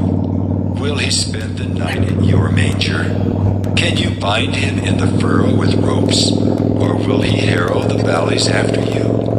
Will you depend on him because his strength is great, and will you leave to him your labor? Do you have faith in him that he will return your grain and gather it to your threshing floor? The wings of the ostrich wave proudly, but are they the pinions and plumage of love? For she leaves her eggs to the earth, and lets them be warmed on the ground, forgetting that a foot may crush them, and that the wild beast may trample them. She deals cruelly with her young, as if they were not hers. Though her labor be in vain, yet she has no fear, because God has made her forget wisdom, and given her no share in understanding. When she rouses herself to flee, she laughs at the horse and his rider. Do you give the horse his might? Do you clothe his neck with a mane? Do you make him leap like the locust? His majestic snorting is terrifying. He paws in the valley and exults in his strength. He goes out to meet the weapons. He laughs in fear and is not dismayed. He does not turn back from the sword. Upon him rattle the quiver, the flashing spear and the javelin. With fierceness and rage he swallows the ground. He cannot stand still at the sound of the trumpet. When the trumpet sounds, he says, "Aha!" He smells the battle from afar, the thunder of the captains and the shouting. Is it by your understanding that the hawk soars and spreads his wings toward the south? Is it at your command that the eagle mounts up and makes his nest on high? On the rock he dwells and makes his home, on the rocky crag and stronghold. From there he spies out the prey. His eyes behold it from far away. His young ones suck up blood, and where the slain are, there is he. Job 40. And the Lord said to Job, Shall a fault finder contend with the Almighty? He who argues with God, let him answer it. Then Job answered the Lord and said, Behold, I am of small account. What shall I answer you? I lay my hand on my mouth. I have spoken once, and I will not answer. Twice, but I will proceed no further. Then the Lord answered Job out of the whirlwind and said, Dress for action like a man. I will question you, and you make it known to me. Will you even put me in the wrong? Will you condemn me that you may be in the right? Have you an arm like God, and can you thunder with a voice like his? Adorn yourself with majesty and dignity. Clothe yourself with glory and splendor. Pour out the overflowings of your anger, and look on everyone who is proud and abase him. Look on everyone who is proud and bring him low, and tread down the wicked where they stand. Hide them all in the dust together, bind their faces in the world below. Then will I also acknowledge to you that your own right hand can save you. Behold Behemoth, which I made as I made you. He eats grass like an ox. Behold his strength in his loins, and his power in the muscles of his belly. He makes his tail stiff like a cedar. The sinews of his thighs are knit together. His bones are tubes of bronze, his limbs like bars of iron. He is the first of the works of God. Let him who made him bring near his sword. For the mountains yield food for him, where all the wild beasts play. Under the lotus plants he lies, in the shelter of the reeds and in the marsh. For his shade, the lotus trees cover him, the willows of the brooks surround him. Behold, if the river is turbulent, he is not frightened. He is confident though Jordan rushes against his mouth. Can one take him by his eyes, or pierce his nose with a snare? Job 41. Can you draw out Leviathan with a fishhook, or press down his tongue with a cord? Can you put a rope in his nose, or pierce his jaw with a hook? Will he make many pleas to you? Will he speak to you soft words? Will he make a covenant with you to take him for your servant forever? Will you play with him as with a bird? Or will you put him on a leash for your girls? Will traders bargain over him? Will they divide him up among the merchants? Can you fill his skin with harpoons, or his head with fishing spears? Lay your hands on him, and remember the battle. You will not do it again. Behold, the hope of a man is false. He is laid low even at the sight of him. No one is so fierce that he dares to stir him up. Who then is he who can stand before me? Who has first given to me that I should repay him? Whatever is under the whole heaven is mine. I will not keep silence concerning his limbs, or his mighty strength, or his goodly frame. Who can strip off his outer garment? Who would come near him with a bridle? Who can open the doors of his face? Around his teeth is terror. His back is made of rows of shields, shut up closely as with a seal. One is so near to another that no air can come between them. They are joined one to another. They clasp each other and cannot be separated. His sneezing splash forth light, and his eyes are like the eyelids of the dawn. Out of his mouth go flaming torches, sparks and fire leap forth. Out of his nostrils comes forth smoke, as from a boiling pot in burning rushes. His breath kindles coals, and a flame comes forth from his mouth. In his neck abides strength, and terror dances before him. The folds of his flesh stick together, firmly cast on him and immovable. His heart is hard as a stone, hard as the lower millstone. When he raises himself up, the mighty are afraid. At the crashing they are beside themselves. Though the sword reaches him, it does not avail, nor the spear, the dart, or the javelin. He counts iron as straw and bronze as rotten wood. The arrow cannot make him flee. For him sling stones are turned to stubble. Clubs are counted as stubble. He laughs at the rattle of javelins. His underparts are like sharp potsherds. He spreads himself like a threshing sledge on the mire.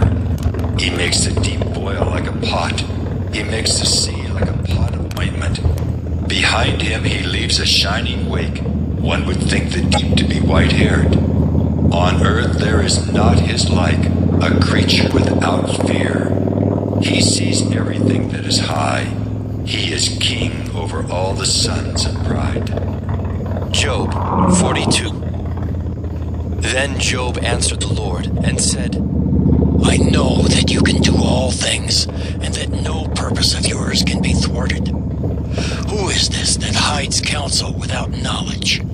Therefore, I have uttered what I did not understand, things too wonderful for me, which I did not know.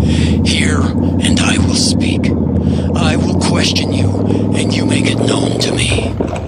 I had heard of you by the hearing of the ear, but now my eye sees you. Therefore, I despise myself, and repent in dust and ashes. After the Lord had spoken these words to Job, the Lord said to Eliphaz the Temanite, My anger burns against you and against your two friends, for you have not spoken of me what is right as my servant Job has. Now therefore take 7 bulls and 7 rams, and go to my servant Job, and offer up a burnt offering for yourselves. And my servant Job shall pray for you, for I will accept his prayer not to deal with you according to your folly.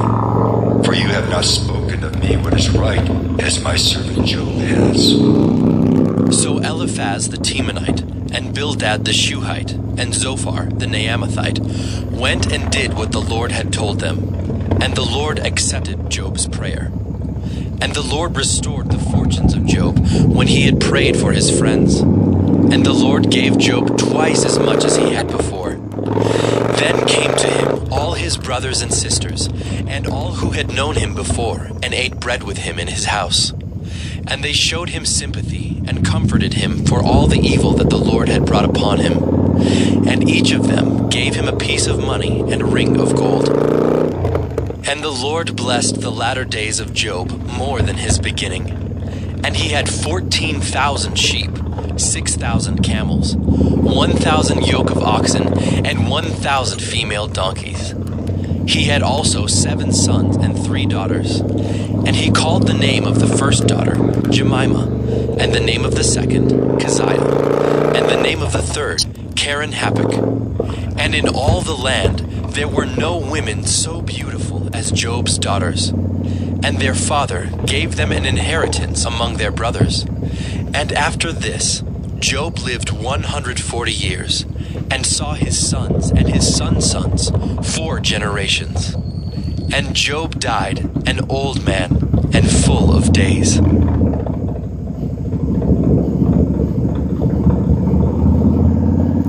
Okay, guys. The Psalms. Psalm 1. And call that it for this ride. I really had no idea that was that long. I did a little bit of homework and I calculated it, and I think I stopped at around chapter 20 for some strange reason, and we ended up doing like 42 chapters, and I ended up having to reuse some of the videos that I had. My battery died on the camera, so I didn't really get to finish recording the rest of the ride. But anyway, so that's it. And also, if you would, hit that subscribe button and that like button and notification bell so they notify you of future email videos. And also, if you would, I noticed this morning I got an email from Insta360 that I was accepted as an affiliate. So I'm going to put some affiliate links down in the description below, so if you guys want to check out any other cameras, I'm using the Insta360 X4 to film this ride right here, and I also use the Insta360 Air mic. That's not Insta360 Air mic is actually what was recording this ride right here actually. So the motorcycle sounds and all that, that's all from the Insta360 Air mic. But they also have the previous Insta360 X4. I do have an affiliate link for that as well, and a bunch of other cameras and accessories that I will post up in the description. And also, what else was there? So yeah, I guess that'd be it. And thanks for watching, guys, and I will see y'all on the next video. If y'all like this, I think might like this, but not have to use several scenes throughout one ride to finish the clips like I had to do on this one, so I do apologize for that. But alright, guys, so thanks for watching. God loves you, I love you.